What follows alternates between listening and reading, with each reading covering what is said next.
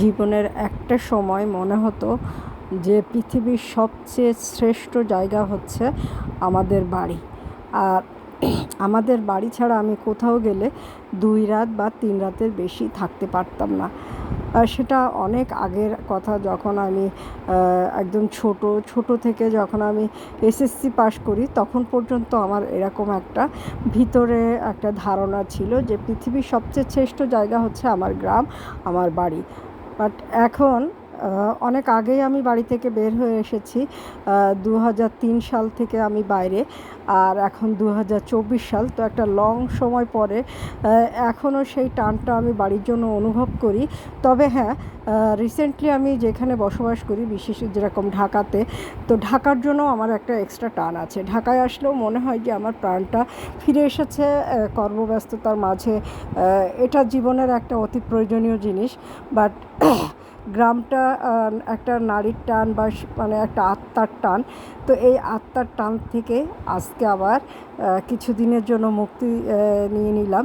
কতদিন জানি না, ভাগ্যে যতদিন আছে ততদিন আবার হয়তো কখনো যাওয়া হবে, সেই অপেক্ষায় থাকলাম।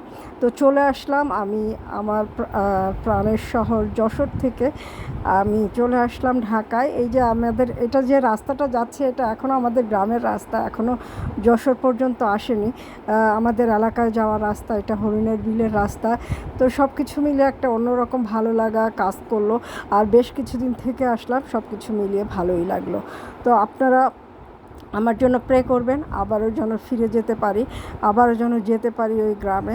গ্রামে গেলে একটা অন্যরকম ভালো লাগা কাজ করে। তবে ঢাকাতে আমার খারাপ লাগে না, ঢাকাতে আমি অভ্যস্ত। আর এই জীবনটাতে আমি মানে অভ্যস্ত হয়ে গেছি, যার কারণে ঢাকাতেও আমার ভালো লাগে। তো এই আমাদের গাট্টি গুড়টা এক গাদা হয়েছে, অনেক কী আর বলবো, গাট্টি গুড়টা বইতে বইতে যান শেষ। তো আমরা এখন যশোরে বাসে উঠব। তো সবাই প্রে করবেন আবারও যেন ভালোভাবে কাজকাম করতে পারি এবং অফিসে জয়েন করতে পারি। সাথে হচ্ছে কাজকাম শেষ করে সময় সুযোগ হলে আবারও যেন প্রাণের শহরে যশোরে ফিরে যেতে পারি। তো গাড়িতে উঠে গেলাম, গাড়ি এখনই ছেড়ে দিবে। তো যশোরের ভিউটা একটু নিয়ে নিলাম, এই যে মণিহারের সামনে। আর তারপরে দেখা হবে ইয়েতে সাম্পান রেস্টুরেন্টের সামনে। এর আগে আর ভিডিও টিডিও করবো না, খুব বেশি ভালো লাগছে না। তো আপনারা সবাই ভালো থাকেন, সুস্থ থাকেন। আমি চলে আসলাম যশোর ছেড়ে ঢাকাতে, দুটি জায়গায় আমার ভালো লাগে। তো আপনারাও আমার জন্য প্রে করবেন যেন আমি ভালোভাবে আমার সবাইকে নিয়ে আমার জীবনটাকে পার করতে পারি। আপনারা দোয়ায় রাখলে অবশ্যই দোয়া কবুল হবে এবং ভালো থাকতে পারবো। তো বেশি কিছু না, আজকের ব্লগটা তেমন কিছু না, ভালো লাগা খারাপ লাগা দুইটাই আছে। গ্রাম ছেড়ে আসছি, সেটার জন্য একটা মনে মনে কষ্ট লাগছে। বাট আমি যে জায়গায় ফিরছি সেটাও আমার কাজের জায়গা, ভালো লাগার জায়গা।